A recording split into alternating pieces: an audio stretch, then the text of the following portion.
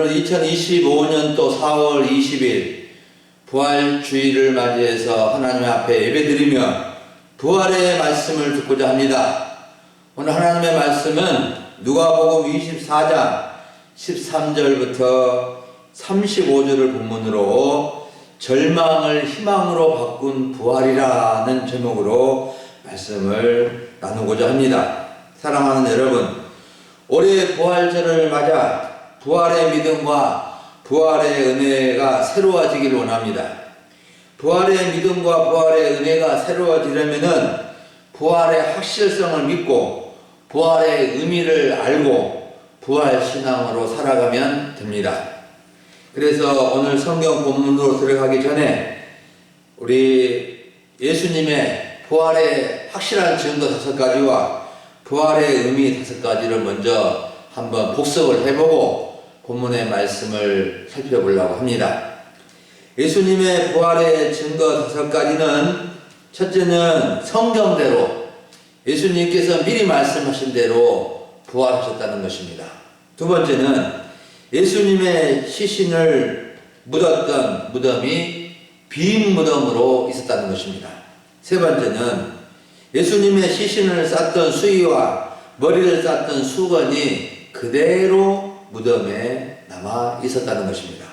네 번째는 11 제자와 500여 형제들이 부활하신 예수님을 직접 보았고 예수님은 부활 후 40일 동안 함께 지내시다가 승천하셨고 교회를 그렇게 많이 박해했던 사도 바울이 부활하신 예수님을 만났다는 것입니다. 마지막 5번째는 두려움과 겁이 많았던 겁쟁이들 제자들의 놀라운 변화와 또 기독교 2000년의 역사가 예수님이 부활했다는 증거를 해주고 있습니다. 다음은 부활의 의미 5가지를 정리해 봅니다. 첫째는 성경의 말씀과 예수님의 모든 말씀은 사실이고 진리이라는 의미입니다. 두 번째는 십자가 죽으심이 인류 구원의 사건인 것을 확정해 줍니다. 세 번째는 예수님을 믿는 모든 사람들의 부활을 보장하고 성도들도 예수님처럼 부활의 형체를 잊게 된다는 의미입니다. 네 번째는 어떤 낙심이나 절망이나 역경도 극복하게 하며 최후 승리를 얻게 해주는 의미가 있습니다. 마지막 5번째로 부활의 의미는 예수님을 믿고 사는 것이 결코 헛되지 않고 복되고 아름다운 인생을 살아가게 해주는 최고의 원동력이요 능력이라는 것입니다. 오늘 말씀을 통해서 부활하신 예수님께서 절망 가운데 있는 제자들 찾아오셔서 부활을 믿지 못한 제자들에게 부활 신앙을 갖도록 도와주시고 그들의 어두운 눈을 뜨게 해주시고 식어버린 마음을 새롭게 해주시는 내용인데 오늘 말씀이 우리 모두에게도 부활 신앙을 새롭게 해주는 은혜의 말씀이 되기면 좋겠습니다. 첫 번째로 살펴볼 점은 절망 가운데 엠마오로 가는 두 제자들의 모습입니다. 13절과 14절을 보면 제자들 중에 두 사람이 예수님 예루살렘에서 25리 되는 엠마오라 하는 마을로 가면서 예루살렘에서 일어난 일에 대해서 서로 이야기를 하였다고 알려주고 있는데 두 제자들은 깊은 절망 가운데 엠마오라는 마을로 가고 있었던 것입니다. 여기에 나온 두 제자는 12제자 그룹이 아닌 그룹의 두 제자는 아닌 것이 분명하고 이 두 제자 중에 한 사람은 18절에 글로바로 이렇게 이름이 나와 있습니다. 그래서 70제자 그룹의 두 제자이거나 120제자 그룹의 두 제자일 수 있습니다. 아무튼 두 제자는 십자가에서 죽으신 예수님이 부활하셨다는 소식을 전해 듣기는 하였지만 지난 며칠 사이에 예루살렘에서 일어난 예수님의 죽음에 대해 큰 충격을 받고 예루살렘에 더 이상 머물러 있을 수 없어서 엠마오라는 촌으로 내려가고 있었던 것입니다. 여러분, 두 제자가 엠마오로 가는 발걸음과 그들의 마음은 어떠했을까요? 그들의 발걸음은 무거웠고 그들의 마음은 절망으로 가득 차 있었을 것입니다. 우리는 두 제자가 엠마오로 가면서 서로 이야기한 내용을 생각해 보면 어느 정도 짐작을 할 수 있습니다.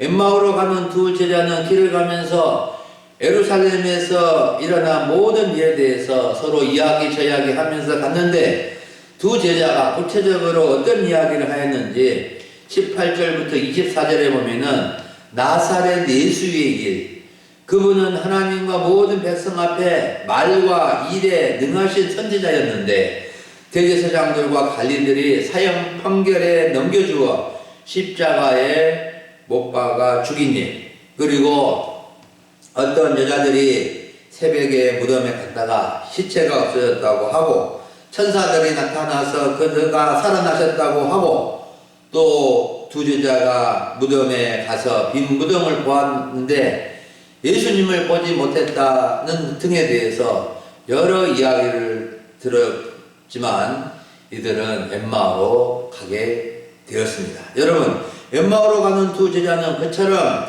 능력도 많으시고 좋으신 스승 예수님이 십자가에 비참하게 돌아가시는 것을 보고 큰 충격을 받고 깊은 절망을 한 것입니다. 그동안 예수님께 대한 기대와 소망은 죽음으로 다 사라져 버린 것입니다. 예수님이 부활하셨다는 소식도 있었지만 부활은 상상도 못한 일이라고 여긴 것입니다. 21절을 보십시오. 우리는 이 사람이 이스라엘을 성령할 자라고 바라노라. 이뿐 아니라 이 일이 일어난 지 사흘째요. 두 제자는 예수님이 이스라엘을 성령하실 분, 이스라엘을 구원하실 분으로 바라고 기대하였는데 십자가 죽음으로 모든 것이 끝나버리고 무너져버린 그런 상황을 맞게 된 것입니다. 여러분, 사람들은 기대하고 바라는 것이 잘 되지 않을 때 절망하고 포기를 많이 하게 됩니다. 예수님을 믿는다 해도 믿음이 약하고 부족하면 누구든지 절망하고 낙심하게 되는 것입니다. 우리는 이 세상을 살아가면서 잘되고 희망적인 일도 많이 있겠지만 낙심하고 절망하고 포기하는 일들도 적지 않은 것이 사실입니다. 그런데 부활이 없는 인생의 최종은 아쉬움과 슬픔과 눈물과 절망으로 끝난다는 것입니다. 부활은 희망의 뿌리요 희망의 원동력이 되는 것입니다. 그러므로 우리는 부활을 믿어야 하고 부활 신앙을 굳게 가져야 하는 것입니다. 오늘날 많은 사람들이 절망하고 낙심하고 있습니다. 한때 우리나라에 슬픈 유행어가 있었는데 삼포 세대가 있었습니다. 삼포 세대라고 했습니다. 그들은 너무너무 힘들고 어려워서 낙심한 나머지 연애를 포기하고 결혼을 포기하고 출산을 포기해서 삼포 세대라고 불리워지게 됐습니다. 그래서 지금 우리나라가 세계에서 인구 절벽이 가장 출산율이 낮은 나라로 이렇게 1등을 하고 있습니다. 아직도 이 문제가 해결되지 않고 있는 실정에 있는데 이렇게 이 시대에 살면서 너무나도 절망스럽고 낙심스러워서 삼포 세대가 된 것입니다. 우리는 이 세상을 살아가면서 또 믿음으로 살아가면서 여러 가지 낙심된 일이 많고 포기하고 싶은 일들이 많이 있을 수가 있습니다. 그런데 우리가 어떤 일이라도 부활의 주님을 바라보게 되면 절망을 희망으로 바꾸는 은혜를 경험할 수 있게 될 것입니다. 두 번째로 살펴볼 점은 제자들의 부활 신앙을 도와주신 예수님의 모습입니다. 15절부터 30절을 보면 예수님은 깊은 절망 가운데 엠마오로 가는 두 제자에게 다가오셔서 그들에게 부활 신앙을 갖도록 도와주신 것을 볼 수 있습니다. 먼저 부활하신 예수님은 제자들에게 가까이 가셔서 그들과 동행하시면서 그들의 대화에 끼어들어서 질문을 하셨습니다. 무슨 질문을 하셨는지 17절 말씀 봅니다. 예수께서 이르시되 너희가 길 가면서 서로 주고받고 하는 이야기가 무엇이냐 하시니 두 사람이 슬픈 빛을 띠고 머물러 서더라. 두 제자가 지금 예루살렘에서 일어난 이 일에 대해서 서로 이야기하고 가는데 뜬금없이 어떤 분이 찾아와서 옆에 와서 너희들이 무슨 이야기하고 있냐 이렇게 물을 때 이 두 제자는 슬픈 빛을 띠면서 서게 된 것입니다. 왜 예수님은 두 제자가 서로 이야기하는 것이 무엇이냐고 물어보았을까요? 예수님은 다 알고 계셨지만 그들이 부활을 믿지 못하고 절망하는 것을 스스로 말하게 해서 그들에게 부활 신앙을 도와주시기 위함이었습니다. 이때 두 제자는 부활하신 예수님이 자기들 곁에 계시지만 예수님이신 것을 알아보지 못했고 예수님이라신 것을 상상도 조차 못하고 있었던 것입니다. 그래서 예수님은 그들을 도와주기 위해서 말을 붙인 것입니다. 사실 낙심하고 절망하고 있는 사람들에게 말을 건넨다는 것은 부담되고 쉬운 일이 아닙니다. 이로 인해서 예수님의 질문과 제자들의 긴 대답이 이어져 가는데 제자들의 대답하는 것을 보면 부활신앙이 전혀 없었습니다. 그들은 예수님이 좋으신 분이시고 능력도 많으신 분이시고 또 예수님의 부활에 대한 소문도 들어서 알고 있었지만 그들의 마음에는 부활의 믿음이 없었습니다. 이때 예수님께서 강력한 책망의 말씀을 하셨는데 25절과 26절에 있습니다. 이르시되 미련하고 선지자들이 말한 모든 것을 마음에 더디 믿는 자들이여 그리스도가 이런 고난을 받고 자기의 영광에 들어가야 할 것이 아니냐 하시고 여러분 예수님은 부활을 믿지 못하는 두 제자에게 어찌 선지자들이 말한 것 그리스도의 고난과 그리스도의 영광 부활을 미련하게 더디 믿느냐고 책망을 하신 것을 볼 수 있습니다. 예수님은 생전에 자신의 고난과 죽음과 부활에 대해서 적어도 제자들에게 3번을 말씀하셨습니다. 또 구약의 선지자들이 예언한 것을 가르쳐 주셨습니다. 그랬는데도 12제자를 비롯해서 여기 나오는 엠마오로 가는 두 제자도 마음에 더디 믿고 있다고 책망을 하신 것입니다. 그리고 부활하신 예수님은 두 제자에게 상당히 오랜 시간을 할애해서 모세오경과 모든 선지의 글을 시작해서 모든 성경에 쓴 자기에 관한 것을 자세히 설명을 해 주었습니다. 이들은 예수님께 직접 성경을 배웠지만 눈이 어두워져서 예수님을 이때도 알아보지 못한 상태에 있었습니다. 물론 자신들과 이야기하고 있는 분이 보통 분이 아니라는 것을 눈치채고 강건하여 모시고 이제 날이 저물어 가니까 어느 마을에 들어가서 함께 유석하려고 들어갔습니다. 그런데 두 제자는 언제 어떻게 부활하신 예수님을 알아보았습니까? 30절과 31절을 보면 예수님께서 그들과 함께 음식을 먹으면서 예수님이 떡을 떼어 주실 때에 그들의 눈이 밝아져서 예수님을 알아보게 된 것입니다.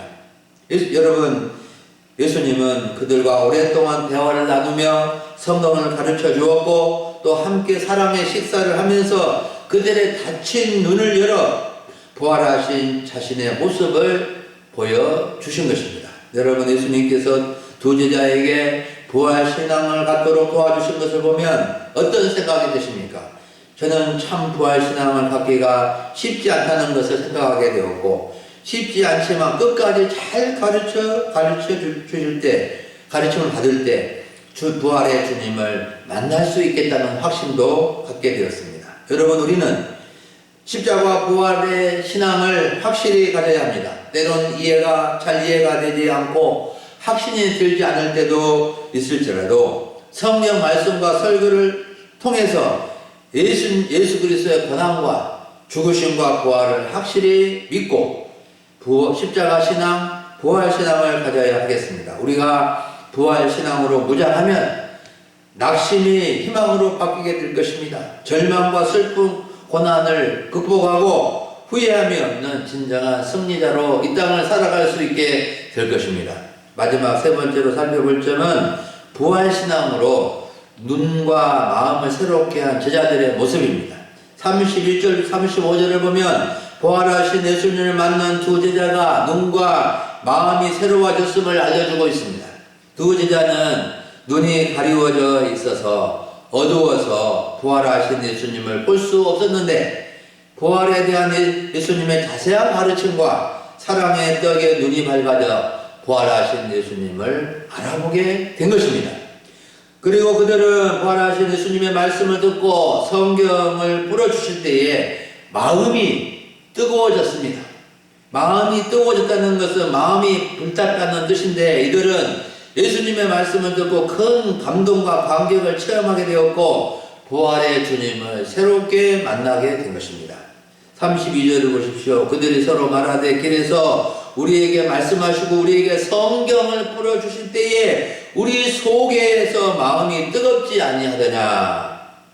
이렇게 부활의 주님을 만남으로 어두웠던 눈이 밝아지고 마음이 뜨거워져서 새 희망을 갖게 된 것입니다. 그들은 깊은 절망과 슬픔 가운데 엠마오로 가는 길에서 돌이켜서 다시 예루살렘으로 돌아와서 11제자와 함께 있는 사람들에게 부활하신 예수님을 만난 것을 증거한 것을 볼 수 있습니다. 여러분, 사람은 눈과 마음이 참 중요합니다. 세상 사람들에게도 눈과 마음이 중요하고 믿는 사람들에게도 눈과 마음이 중요합니다. 그래서 예수님을 믿는 사람들의 눈과 마음은 확실히 다른 것입니다. 세상 사람들도 눈을 보고 마음이 움직이는 대로 생각하며 말하며 살아가는데, 우리 성도들의 눈과 마음도 밝아진 눈과 뜨거운 마음으로 살아가야 하는 것입니다. 부활하신 예수님을 만난 사람은 눈이 밝아진 사람이요 마음이 뜨거워진 사람이 되어야 합니다. 예수님을 통해서 눈이 밝아지고 마음이 뜨거워진 사람은 예수님의 눈과 마음을 닮은 사람이요 예수님을 닮아가는 사람이 되어질 것입니다. 예수님은 살아생전에 눈의 중요성에 대해서 말씀하신 적이 있었는데, 마태복음 6장 22절과 23절을 보면 눈은 몸의 등불이니 눈이 성하면 온 몸이 밝을 것이요 눈이 나쁘면 온 몸이 어두울 것이라고 하셨습니다. 여기서 눈이 성하고 나쁘다는 것은 시력을 말하는 것이 아니라 영적인 눈, 믿음의 눈이 의미하는 것인데, 우리가 믿음의 눈이 밝으면 우리의 삶이 밝아지고 우리의 믿음의 눈이 나쁘면 우리의 삶이 어둡게 된다는 말씀입니다. 예수님을 믿는 우리는 믿음의 눈이 밝아져야 합니다. 믿음의 눈이 밝아져서 주님의 세계를 보고 주님의 뜻 가운데서 살아갈 수 있어야 하겠습니다. 그리고 우리는 마음이 뜨거워져야 합니다. 마음이 불타올라야 합니다. 마음이 뜨거워지고 불탄다는 것은 속이 타고 답답하다는 뜻이 아닙니다. 주님의 뜨거운 마음을 갖는 것입니다. 주님의 마음은 항상 뜨거웠습니다. 하나님 아버지를 향한 열망으로 뜨거웠고 한 영혼을 향한 마음으로 뜨거워져 있었습니다. 사람은 마음이 있어야 움직이고 활동하는 존재입니다. 마음이 식어지고 마음에 의욕이 없고 마음이 내키지 않으면은 아무것도 하기 싫은 것입니다. 그래서 잠언 성경을 보면 마음의 경우는 참 많은데 마음이라는 단어가 무려 잠언에 95번이나 사용되어져 있습니다. 마음의 중요성에 대한 말씀을 한 구절 읽어드리겠습니다. 잠언 4장 23절 말씀입니다. 모든 지킬만한 것 중에 더욱 내 마음을 지키라. 생명의 근원이 이에서 남이니라. 이 말씀은 생명의 근원이 마음에 있다는 것이고 사람의 죽고 사는 문제도 마음에서 비롯된다는 것입니다. 마음이 병들면은 우리의 육신이 병들고 우리 마음이 낙심하면은 어떤 것도 하기 싫게 되는 것입니다. 무슨 일이든지 마음에 달려있다는 것입니다. 로마서 10장 10절 말씀에서도 사람이 마음으로 믿음에 이르고 마음으로 믿어 의에 이르고 입으로 시인하여 구원에 이른다고 말씀해주고 있습니다. 여러분, 우리는 부활하신 예수님을 만남으로 가리워져서 어려워진 눈이 밝아지고 냉랭하게 식어버린 마음이 뜨거워져서 예수님을 사랑하며 예수님의 교회를 사랑하며 가족과 이웃을 더욱 사랑하며 살아갈 수 있기를 원합니다. 우리의 눈에 믿음의 눈이 밝아지고 주님의 뜨거운 마음을 갖게 되면 우리도 예수님과 같은 놀라운 일들을 하면서 이 땅을 살아갈 수 있게 될 것입니다. 우리 소망교회 성도님들은 부활신앙이 확실하고 믿음의 눈이 밝고 뜨거운 마음을 가진 분들이 더욱 많아질 수 있기를 간절히 원합니다. 사랑하는 여러분, 오늘 2025년 부활절에 우리는 절망을 희망으로 바꾼 부활이라는 주제로 말씀을 들었습니다. 우리는 엠마오로 가는 제자들과 같이 기쁜 절망 가운데 처할 수 있는데 우리 곁에 찾아오시는 부활하신 예수님을 꼭 만날 수 있어야 되겠습니다. 우리는 예수님의 말씀과 성경을 통해서 부활신앙을 분명하게 가져야 하고 부활신앙 가져야 합니다. 부활신앙이 흔들리면 믿음 자체가 흔들리게 되는 것입니다. 예수님은 분명히 확실히 부활하시고 40일 동안 제자들과 함께 계시다가 하늘로 올라가셔서 하늘 보좌에 앉으셨습니다. 우리는 부활신앙으로 밝은 눈과 뜨거워진 마음, 불타는 마음을 가지고 하나님을 사랑하며 이웃을 사랑하며 살아갈 수 있어야 되겠습니다. 여러분 오늘 부활절을 보내면서 이런 결심을 하면 좋겠습니다. 예수님이 부활하셨기에 나는 어떤 일에도 절망하지 않고 희망을 갖는다. 이런 결심을 우리 모두가 하며 이 세상을 담대하게 살아갈 수 있기를 간절히 축원합니다. 아멘. 기도하겠습니다.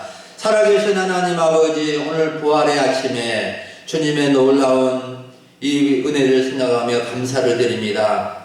주여, 참 절망 가운데 낙심하며 엠마오로 가는 두 제자에게 찾아오셔서 그들의 대화를 들으시고 그들에게 부활신앙을 가르쳐 주시고 그들의 어두운 눈을 밝혀주시고 그들의 식어진 마음을 뜨겁게 해주시는 주님의 사랑과 그 말씀의 능력을 인하여 감사합니다. 주여, 부활의 주님을 보게 하소서. 부활의 주님을 만나게 해주시옵소서. 부활의 주님을 만나고 다시금 그들이 엠마오에서 예루살렘으로 돌아온 것처럼 저희들도 주님 우리의 참 낙심의 자리에서 일어나서 다시금 주님의 길, 믿음의 길 갈 수 있도록 도와주시기를 간절히 원합니다. 우리 성도님들 한 사람 한 사람을 사랑하셔서 부활신앙을 갖게 하시고 가족들에게 이웃들에게 부활의 복음을 전하며 살아갈 수 있게 하여 주시옵소서. 하나님 아버지, 나라 민족 또 이 한국교회를 불쌍히 여겨주셔서